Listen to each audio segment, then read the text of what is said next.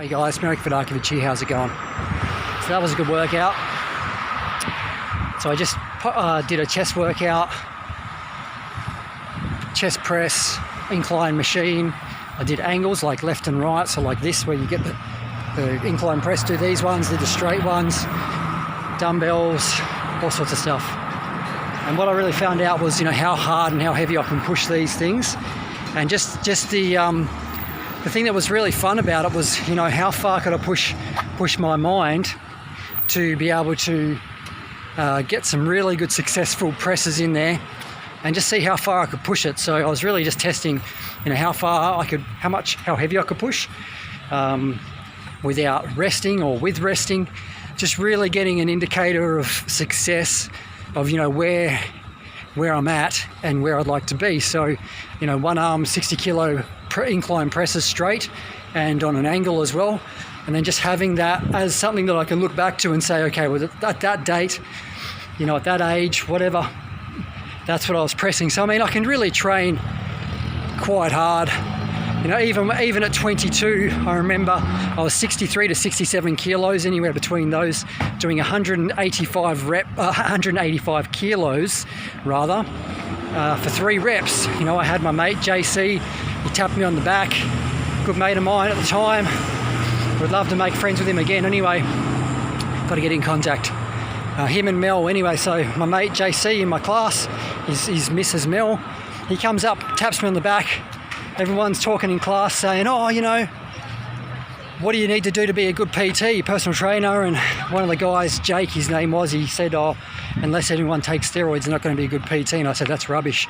So I got up, and the reason was, he said, the teacher, she was quite attractive, blonde lady.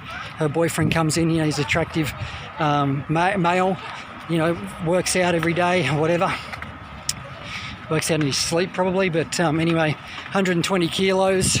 He was taking steroids, so he's like, he's 120 kilos doing 180 kilos for 1 rep, 1 RM. And I said, look, this isn't going to be a truth for me. And the whole class stood up. I said, everyone get up, put the weights on that bar, and let's rock and roll. Let's do this right now. I'm going to bench press 185 kilos 3 times.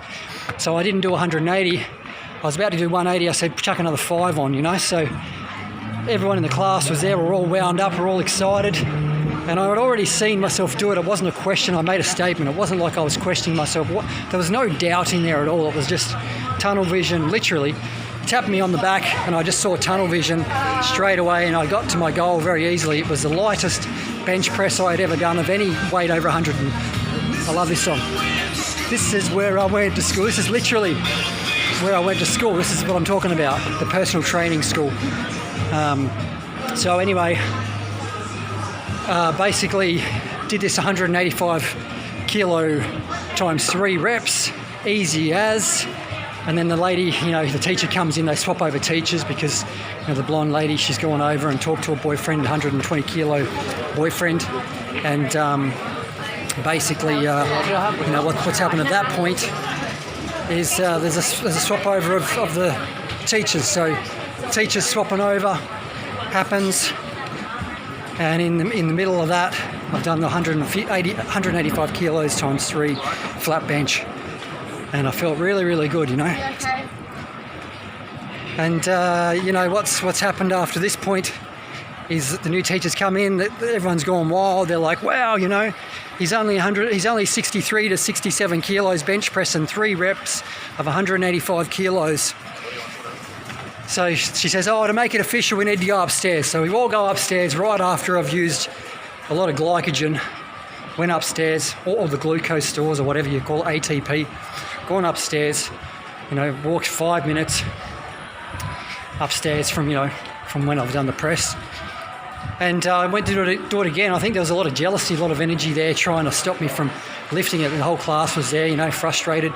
Some of them probably like, how come I can't do that or something? But there was a little bit of that feeling there. I could tell. It felt like the bar was heavier, lots heavier, even though I had done it straight afterwards. The attitude I have, it wouldn't matter if I did it straight after or what. It would just be straight up. Anyway, again, Anyway, so basically I proceed. I went for the 185 and I got to 2.85 reps through. And what happened was basically at that moment, I just went, look, I'm just going to get a record here for my body weight, because it was all about your body weight, you know, how much you lift for your body weight. So I just did 100, I just rep of 185, a rep of 185, and then another rep of 185. I got 85% of the way through. It felt like someone was pushing down on it. It was like the energy, really. I should have just, if I knew about energy back then and, you know, people's projections, I would have said, everyone look away. And just me and JC, me and my bro that I can trust, you know. I really could, when you got a friend you can trust, you really want to hold on to these loyal friends, I tell you, like, stuff in the Bible about this. People that have friends they can trust, they really do succeed. Trust, being loyal and having friends you can trust, a woman you can trust, you know, these are things that are very valuable. If you've got a woman you can trust, she's more valuable than rubies, like Adam and Eve. You've got to find your Eve. Anyway, back on topic. I got my first rep, second rep, got to 85% on the third rep. I went, So I just went, you know what, I'm going to create a record anyway. So I just said, look, take a couple of weights off. We got to 160 reps, 160 kilos rather. And I got to 8. I've just done my session now, big session actually. And just whacked out 3 reps of 160, just a lazy 1, 2, 3. It was easy. It was literally easy. It was like boom, boom, boom.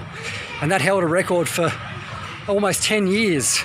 You know, nobody in Queensland had lifted anything heavier. So what was so easy for me in that state of mind and that state of consciousness and self